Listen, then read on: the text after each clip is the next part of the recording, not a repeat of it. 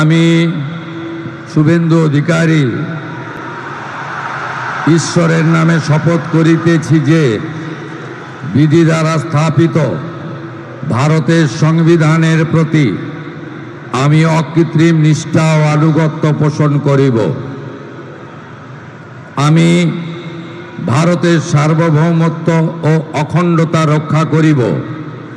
পশ্চিমবঙ্গ রাজ্যের মুখ্যমন্ত্রী রূপে আমার কর্তব্যসমূহ নিষ্ঠাপূর্বক এবং বিবেকসম্মতভাবে নির্বাহ করিব এবং ভয় বা পক্ষপাত, প্রীতি বা বিদ্বেষ রহিত হইয়া সকল শ্রেণীর জনগণের প্রতি সংবিধান ও বিধি অনুসারে ন্যায় আচরণ করিব।